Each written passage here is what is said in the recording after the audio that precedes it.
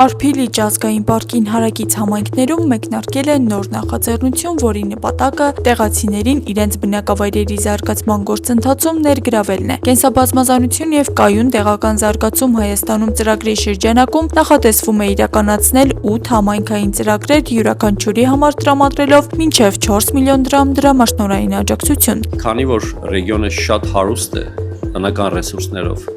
եւ նաեւ Արփի լճի շուրջը, որ ազգային պարկի Արփի լճի շուրջը ամեն ինչ տեղի ունենում։ Գլխավոր նպատակն է տեղացի բնակիչներին օգնել այդ հարստությունից օգտվել, որպեսզի զարգանալ կայուն ձևով, ինչ է նշանակում կայուն զարգացում, դա զարգանալ այսօր պահպանելով ապագա սերունդների իրավունքը նաեւ,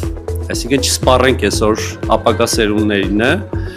եւ պահպանել բազմազանությունը իրականում։ Ծրագիրն իրականացվում է Արփի լճին հարակից բնակավայրերում, Աշոտսկ եւ Ամասիա համայնքներում։ Ամասիայի համայնքից 11 բնակավայր եւ 7 բնակավայր Աշոտսկից եւ առաջի էտապը այն է, որ ձևավորվի խմբեր եւ ներկայացնեն նախագծեր, զարգացման նախագծեր, որոնց իրանց համար է։ Ծրագրի շրջանակում յուրաքանչյուր կլաստեր կներկայացնի 3 առաջարկ, որոնցից մասնագիտական ժյուրին կընտրի մեկը։ Հաղթող ծրագրերը կիրականացվեն համայնքների մասնակցությամբ։ Կլինեն 8 կլաստեր հիմնականում, այսինքն այդ 18 բնակավայրը բաժանվում է 8 կլաստերի եւ տեղացիները ակտիվ մարդիկ հիմնականում երիտասարդներ կանայք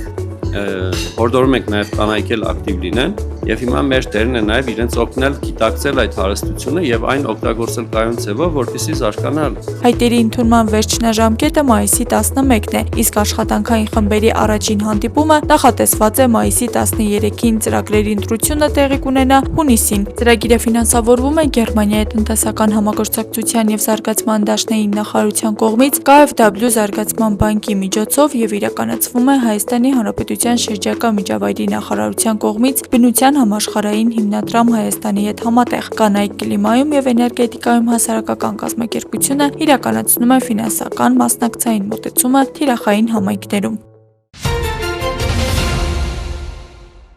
Հայաստանի Հանրապետության հակակոռուպցիոն կոմիտեի ծառայողների կողմից իրականացրած օպերատիվ հետախուզական միջոցառումների արդյունքում փաստական տվյալներ են ստացվել այն մասին, որ ազգային ժողովի ընտրություններին մասնակցող կուսակցություններից մեկի Շիրակի Մարզյանի համայնքի տարածքային պատասխանատուն իր մերձավոր ազգականների եւ այլ անձանց հետ 2026 թվականի հունիսի 7-ին կայանալիք ազգային ժողովի ընտրություններին իրենց կուսակցության օգտին քվեարկելու պայմանով մի շարք ընտրողների խոստացել, ինչպես նաեւ տվել են ընտրակաշարք, գործընթացը քողարկելով նշված անձանց կուսակցության տարածքային գրասենյակներում որպես պատասխանատու կամ ակտիվիստ ձևակերպելու եւ կաշառք գումար աշխատավարձի տեսքով վճարելու անվան տակ։ 200,000 ակտիվիստերին 80,000 հավաքարար գրել ես։ Հա? Հա, գրել եմ, հավաքարարն եմ գրել։ Այ հորս տարեփոքի Սիմոն Հոպարինը գրել ես։ Սիմոն Հոպարն ով է։ Վայ, այն անգամ որ եկավ ակտիվիստ, վայ, դուք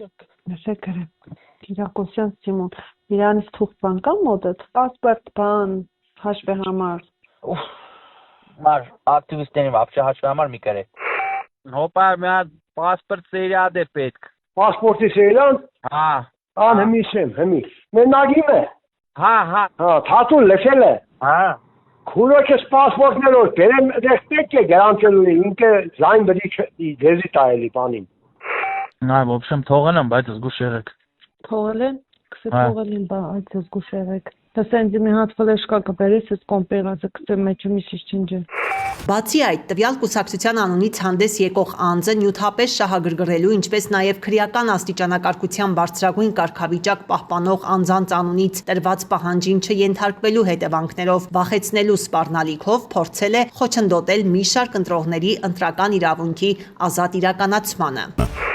Normal, երկու տար։ Տեսալ են օրվային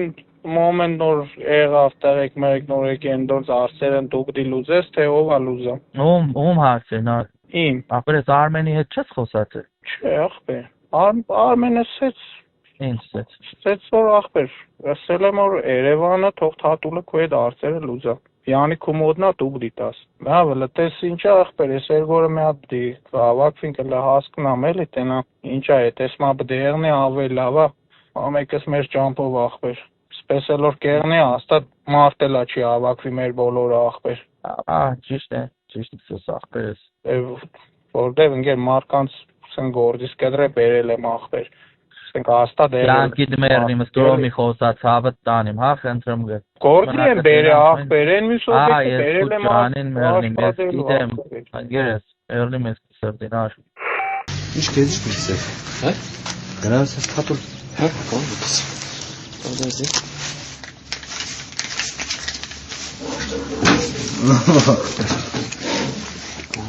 General Pinta, Sağız geçti. Tek adam değişim ya. Budu xeyli artçısı morsu giyene çuluk. Ne vergus idi. Side. Geçti sanin karşılı. Anin şenki tam. Ah bir vişe adam sarki gavi. Hingazar derim tangi bayt ujaq deyil.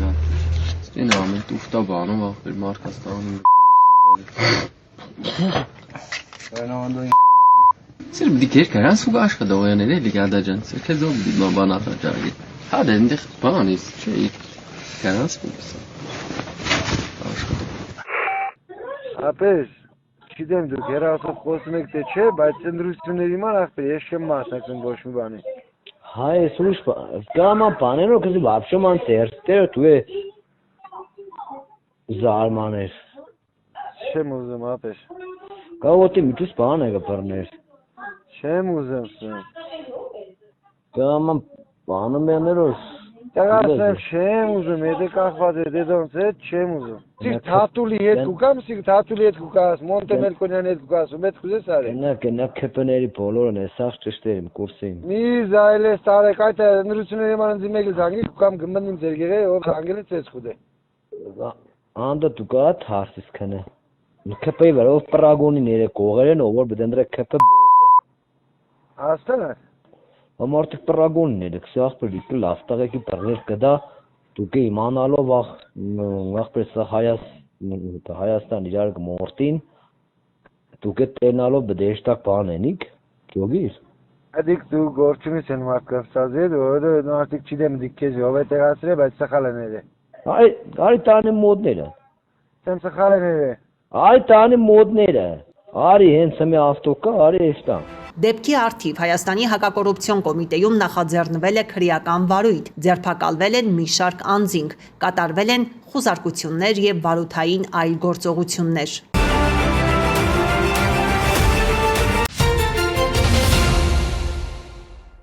Հուլիսի 4-ին ընթառաջ, երբ Միացյալ Նահանգները կտոնի անկախության 250-ամյակը, Հայաստանի դեսպանությունը հայ-ամերիկյան տոնական միջոցառումների շարք է իրականացնում, առաջինը հունվարին էր, իսկ այս անգամ ընդունելություն սպիտակ տանից մի քանի քայլի վրա։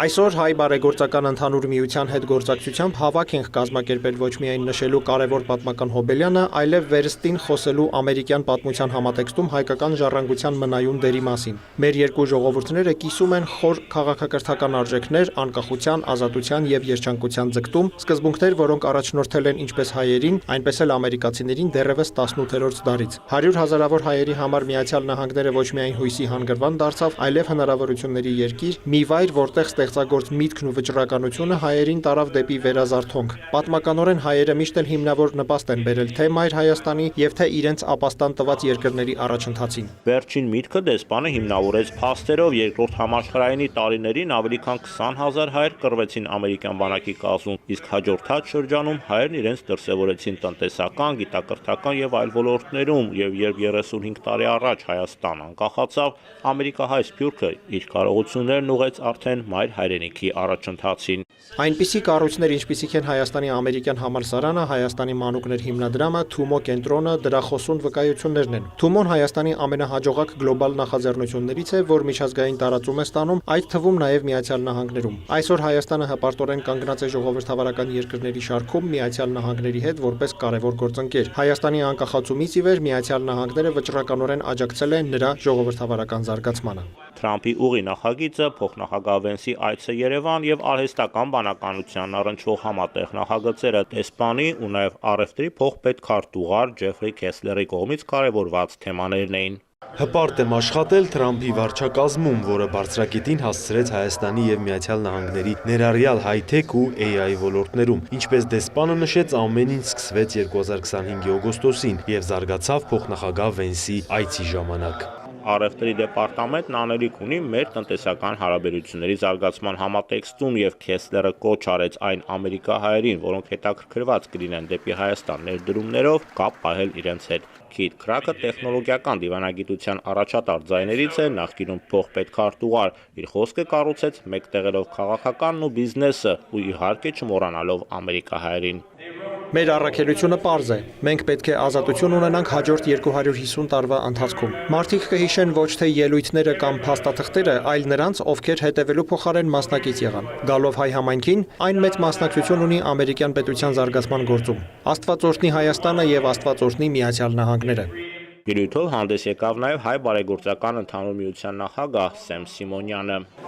Ամերիկահայերը հպարտ են աջակցելու երկկողմ հարաբերությունների ամրապնդմանը ու ծառայելու որպես կամուրջ գործակցության սերտացման ճանապարհին։ Շնորհակալ ենք նախագահ Թրամփին։ Ժամանակին հայ բարեգործական հիմնադրամը հրատարակել եւ այժմ վերահրատարակել է երկրորդ համաշխարհային պատերազմի ժամանակ ամերիկյան բանակում ծառայած հայերին ներկայացնող Մեր տղաները գիրքը, քանի որ միջոցառումը կազմակերպվել էր Սպիտակ տան հանրային կապերի գրասենյակի հետ համակարգմամբ, վերահրատարակած գրքի առաջին օրինակը հանձնվեց Սպիտակ տան ռազմավարական նախաձեռնությունների փոխտնօրեն Ջեքսոն Քրոին, իսկ մյուս օրինակը պետքարտուղարի փոխտեղակալ Սոնատա Քուլթերին։ Միջոցառման վերջին խոսքը առաջին ամերիկահայ ռոբոտին էր։ Ռոբին ռոբոտը ստեղծվել է Հայաստանում, իսկ հիմա աշխատում է ամերիկյան հիվանդանոցներում ու տարեցների աջակցության կենտրոններում։ Ռոբին, գիտես ինչ ենք այստեղ տոնախմբում։ Այո, այստեղ ենք նշելու հայերի ներդրումը Միացյալ Նահանգների 250-ամյա անկախությանը։ 250 տարում լիքը փոփոխություններ են եղել։ Հիմա ես ձեզ ցույց տալու բան ունեմ։ Վարդան Գրիգորյան, Ջորջ Դուկմեջյան, Ալեք Մանուկյան, Քեն Խաչիկյան, Քրք Քրքորյան, Ալան Հովանես։ Ռոբինը իր ռոբոտային ու գրավիչ ձայնով հատառհատ նշում էր ամերիկահայ ականավորներին, իսկ Կալիֆոռնիայի ժամանած Մարտա and Folk օրքեստրախումբը եզրափակեց համերգը ազգային ու ջազային կատարումներով։ Հայկարամ Նահապետյան։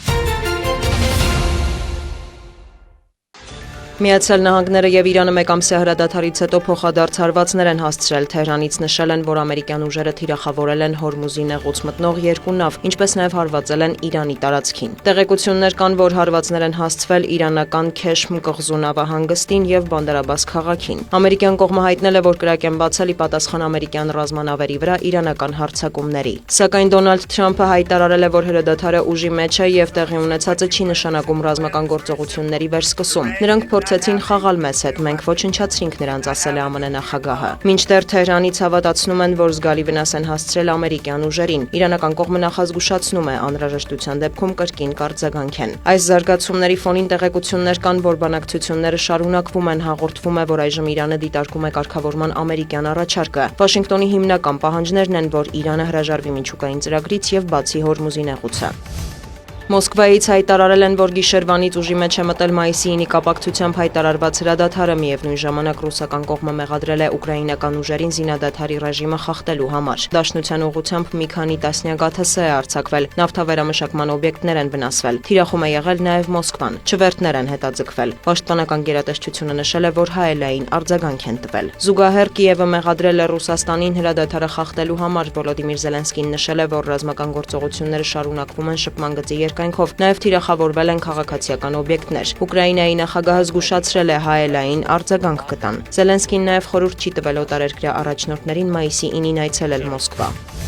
Ռուսաստանի նախագահի օգնական Յուրի Ուշակովը հայտարարել է, որ Մոսկվայի, Վաշինգտոնի եւ Կիևի միջև Ուկրաինայի հարցով եռակողմ բանակցությունների եւս մեկ փուլ անցկացնելու իմաստ այժմ չկա։ Նա շեշտել է, Կիևը պետք է համաձայնի դուրս գալ Դոնբասից, եթե ցանկանում է դիվանագիտական դաշտում առաջընթաց տեսնել։ Ուշակովը նշել է, որ նման համաձայնությունից հետո ռազմական գործողությունները կդադարեցվեն եւ կսկսվեն բանակցությունները։ Ավելի վաղ Մոսկվան եւ Կիևը հայտարարում էին, որ ամերիկյան միջնորդությամբ բանակցություններում դադար է Իրանում Միացյալ Նահանգների զբաղվածության պատճառով, սակայն թե Ռուսաստանը, թե Ուկրաինան պատրաստակամություն էին հայտնում շարունակելու դիվանագիտական գործընթացները։ Զուգահեռ տեղեկություններ կան, որ Եվրամիությունը պատրաստվում է Վլադիմիր Պուտինի հետ հնարավոր բանակցությունների։ Եվրոպական խորհրդի նախագահը հայտարարել է, որ ԵՄ երկրները նման ներուժ ունեն եւ այդ հարցում վայելում են Զելենսկու աջակցությունը։ Անտոնիո Կոշտան տեղեկացրել է, որ ներկայում շփումների մեջ է Միության 27 անդամների ղեկավարների հետ հասկանալու, թե ինչ պետք է քննարկեն Մոսկվայի հետ, երբ ժամանակը գա։ Նա հավատացրել է, որ ԵՄ-ն մտադիր չէ միջամտել ԱՄՆ-ի միջնորդությամբ նախաձեռնված բանակցություններին։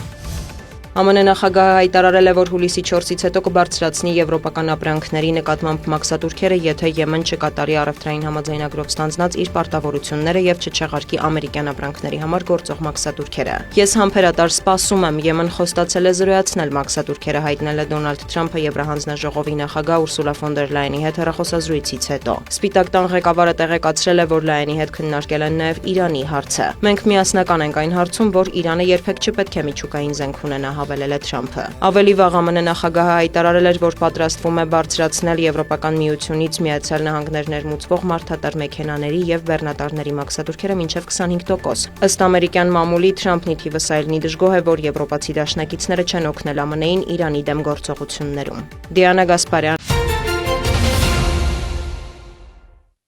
Սա ռադիոյի սիրտն է։ Հայկական ռադիոյի սիրտը բաբախում է արդեն 100 տարի։ Մեր գործընկերոջ մատնանշած, այսպես ասենք, սիրտը լուսավոր ու ընդարձակ սենյակ է, հանրային ռադիոյի կենտրոնական ապարատասրահը կամ աշխատողների խոսքով ցենտրալնին, մի քանի համակարգչով, հեռախոսով, եթերի կառավարման ու ձայնագրման վահանակներով, սրտացավ ու մշտարթուն աշխատակիցներով։ Այս սենյակից է, այսպես ասենք, եթերային արյունը մղվում հանրային ռադիոյի բոլոր ստորաբաժանումներ։ Ստեփանի աշխատանքը գիշեր ու ցերեկ չի ճանաչում։ Այստեղ որոշիչը վարքյանն է ու շունչը, որոնք եւ որոշում են եթերի անխափանությունը։ Հիմա զուգահեռ գնում է ազգային ժողովը, նոր կառավարության նիստը վերջացեցինք, արդեն ֆայլն եմ ստուգում, վաղվա արդեն եթերի հաղորդումներն եմ ստուգում, որ էլի խոտան տեսնելուց կամ նկատելուց արդեն իմանամ իմ հետագա անելիքն։ Ստեփան Ղազարյանի աշխատավայրի հասցեն արդեն 19 տարի ռադիոտունն է։ Ասում է, այս սենյակում բազմաթիվ նոր տարիներ է դիմավորել, գիշերներ լուսացրել, աշխատել բառի ուղիղ իմաստով արտակարգ ռեժիմով։ 2025 թվականի օգոստոսի 8-ին, եթե չեմ սխալվում, վարչապետը պետք է Ամերիկայի Միացյալ Նահանգներում հարցազրույց տար գիշեր 2-ին, սաղ սենց ծրագրից դուրս էլի, որ արդեն գործողություն անում, հիմնականը պետքա կենտրոնանաս, որ ուղի եթերը արդեն ավելի մեծանում քո պատասխանատվությունը էլի։ Հանրային ռադիոյի ներսում ու դրսում կյանքը որևէ վայրկյան կանգ չի առնում։ Ալեք Մանուկյան փողոցով քայլողներին վաղուց արդեն ծանոթ ու սիրելի երգողարձանի աստղային ճեմուղու կողքին նոր ատրիբուտներ են ավելացել, որոնք հուշում են Հայաստանի առաջին ռադիոկայանը 100 տարեկան է, եւ որ ռադիո ներկայանում են նոր ապրանքային նշանով։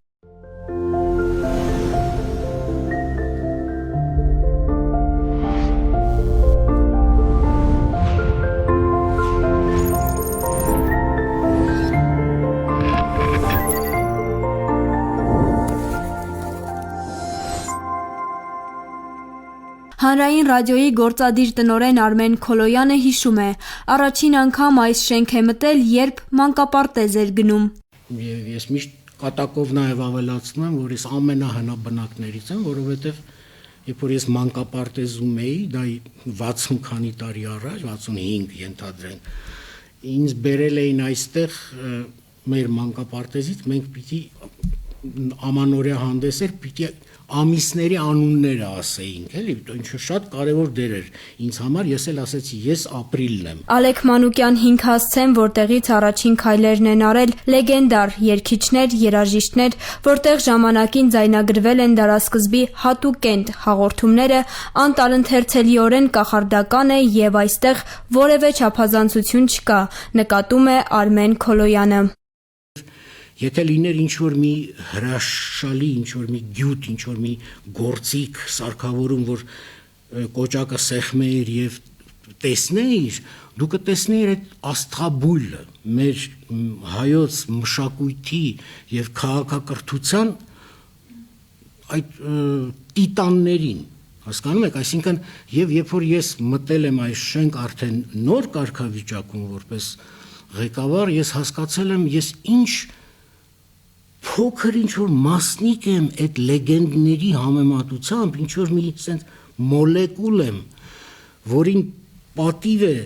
ընձեռվել փորձել այս հիմնականում սա սրբավայր է, հասկանում եք, և ես այստեղ սենց իմ ճակատագրի բերումով հայտնվել եմ այստեղ, դա ինձ հիշեցնում է այն իմ Երբ որ ինձ մանկության ժամանակ բերելն այս շենք և ես ասել եմ ես ապրիլն եմ։ Լեգենդար ու ժամանակի մեջ հետք թողած մարդկանցից զատ ռադիոն նաև սովորական, հեռավոր գյուղի բնակչի, բժշկի, ուսուցչի, մի խոսքով բոլորի համար է, ասում է Քոլոյանը։ Օրինակ այսօր մի հետաքրքիր դրվագ եղավ, ներքևը բարձրացնում էինք նոր դրոշը և մեր բանվոր Գեղամ Ղուկասյանը մոտեցավ, տեղադրեց դրոշը, բարձրացրեց, թողեց գնաց։ Մենք ղեկավարներով մնացինք շիվարած և էլ ինչ հանդիսավոր ուղերձ, ելույթ և այլն ավարտվեց դրանով և հավատացեք իմ ընկալմամբ դրանում ինչ-որ սիմվոլ կար, որովհետև այս ռադիոն ոչ միայն անվանի արվեստագետների, բարձրաստիճան պաշտոնյաների, ինչ-որ կուսակցական լիդերների, գերխելացի փորձագետների, այլև հենց հանրության համեստ շարքային զավակ բանվոր Գեղամի ռադիոն է։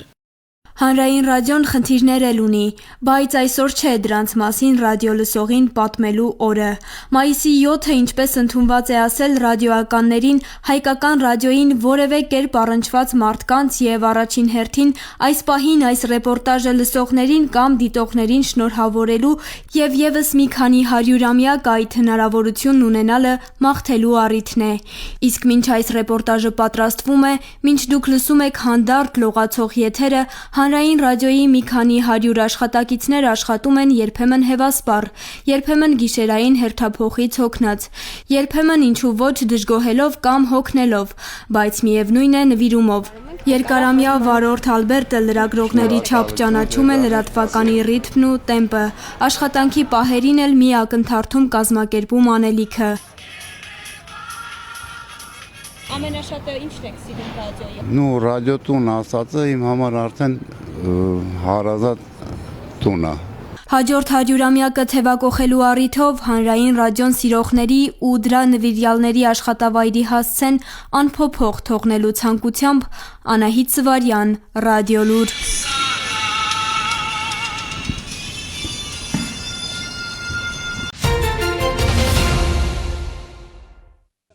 Մայիսի 7-ին անցկացվեց Հայաստանի Հանրապետության վարչապետի գավաթ սիրողական խճուղային հեծանվավազքի 2026 թվականի մրցաշարի Սևանի համայնքային փուլը։ Տեխնիկական զննում իրականացնող հանձնաժողովը ստուգեց դպրոցականների հեծանիվների տեխնիկական վիճակը, ինչպես նաև մրցաշարի Սևանի համայնքային փուլի գլխավոր մրցավար Արմեն Երիցյանը տվեց վերջին ցուցումները։ Մրցաշարի կազմակերպման եւ դպրոցականների կողմից նախապատրաստական աշխատանքների իրականացման նպատակով դեռևս 2024 թվականին Հայաստանի Հանրապետության մարզերի եւ Երևան քաղաքի միջնակարգ ավագ դպրոցներին եւ վարժարաններին տրամադրված հեծանիվներով մայիսի 7-ին մրցեցին Սևանի տարածաշրջանի բոլոր դպրոցներից 62 մասնակիցներ իրենց ֆիզկուլտուրայի ուսուցիչների հետ։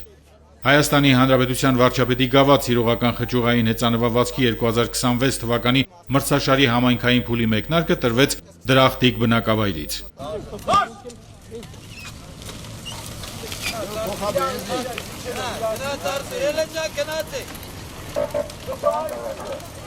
Մրցաշարն անցկացվեց 2 տարիքային խմբով, հանրակրթական ուսումնական հաստատությունների 7-ից 9-րդ դասարանների 1 տղա եւ 1 աղջիկ, 10-ից 12-րդ դասարանի 2 տղա եւ 2 աղջիկ եւ ֆիզկուլտուրայի մեկական ուսուցիչ թիմային կազմով։ Մասնակիցները հաղթահարեցին 25 կիլոմետր ճանապարհահատված եւ հասան մինչեւ Ծովագյուղի խաչմերուկ։ Հեծանվորդների անվտանգությունն ապահովեցին Գեղարքունիքի պարեկները։ Բոլոր կազմակերպչական աշխատանքները, նախնական աշխատանքները կազմակերպված են, կազմավորվել է մրցավարական խումբ, ունենք օգնականներ մրցավարների եւ այսօր պատրաստ ենք այս մրցաշարը, այս համանքային փուլը անցկացնելու համար։ Նշեմ, որ արդեն ավանդույթ է դարձել այս մրցաշարը եւ մեծ բավականություն եւ մեծ մասսայականություն այն վայելում արդեն մեր Սևան համայնքում։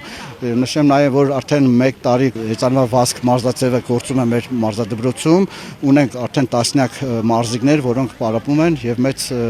սիրով մասնակցում են պարամունքներին եւ պատրաստվում են նմանատիպ մրցաշարերին։ Հայաստանի Հանրապետության վարչապետի գաված սիրողական խճուղային հեծանվավազքի թիմային պայքարում Սևանի համայնքային փուլում 7-ից 9-րդ դասարանների մրցապայքարում 1 տղա եւ 1 աղջիկ առաջին տեղը զբաղեցրեց Սևանի Մաշտոցի անվան համար 1 հիմնական դպրոցի թիմը, երկրորդ տեղը զբաղեցրեց Սևանի համար 4 հիմնական դպրոցի թիմը, երրորդ տեղը զբաղեցրեց Սևանի Յակով Զարուբյանի անվան համար 2 հիմնական դպրոցի թիմը։ 10-ից 12-րդ դասարանների մրցապայքարում 2 տղա եւ 2 աղջիկ դպրոցների թիմային հաշվարկով առաջին տեղը զբաղեցրեց Լճաշենի Աշոտ Տեր-Գրիգորյանի անվան միջնակարգ դպրոցի թիմը, երկրորդ տեղը զբաղեցրեց Վարսերի Ռաֆիկ Պետրոսյանի անվան միջնակարգ դպրոցի թիմը, երրորդ տեղը զբաղեցրեց Ծաղկունքի Հովհաննես Թումանյանի անվան բաց դպրոցի թիմը։ Հաղթողները պարգևատրվեցին հավաստագրերով։ Հայաստանի Հանրապետության վարչապետի գավաթ սիրողական խճուղային հեծանվավազքի Սևանի համայնքային փուլի գլխավոր մրցավարն էր հեծանվա սպորտի մարզիչ Արմեն Երիցյանը, քարտուղարը Հերմինե Անդրիկյանը, մրցաշարի կազմակերպիչ եւ պատասխանատուն Սևանի Նորիկ Դագարյանի անվան մանկապատանեկան մարզադպրոցի տնօրեն Գարիկ Ավետիսյանը։ Այսպիսով Սևանի տարածաշրջանից 6 դպրոցների թիմերը իրենց ֆիզկուլտուրայի ուսուցիչների հետ կմասնակցեն Հայաստանի Հանրապետության վարչապետի գավաթ սիրողական խճուղային հեծանվավազքի մարզային փուլին։ Գեղարքունիքի մարզում համայնքային փուլեր կանցկացվեն նաև Գավառում, Վարդենիսում, Ճամբարակում եւ Մարտունիում։ Սուրեն Բարսեղյան, Գնել Հովհաննիսյան։ Կոտայքի մարզի գումարտակի պարեկները մայիսի 4-ին գիշերային ծառայության ժամանակ Աշտարակի խճղու Պռոշյան գյուղի հատվածում ստուգման նպատակով կանգնեցրել են Chevrolet Magnish-ի մեքենան։ Պարզվել է, որ Արտաշատ քաղաքի բնակիչ 41-ամյա վարորդը մեքենան վարում էր ոչ սթափ վիճակում։ Իրավախախտման վերաբերյալ արձանագրություն չկազմելու եւ մեքենան հատուկ պահպանվող տարածք չտեղափոխելու համար վարորդը գումար է առաջարկել պարեկներին։ Նա ձերբակալվել է եւ տեղափոխվել է համայնքային ոստիկանության Նաիրիի բաժին, ապա կազմված փաստաթղթերի հետ ներկայացվել հակակոռուպցիոն կոմիտե։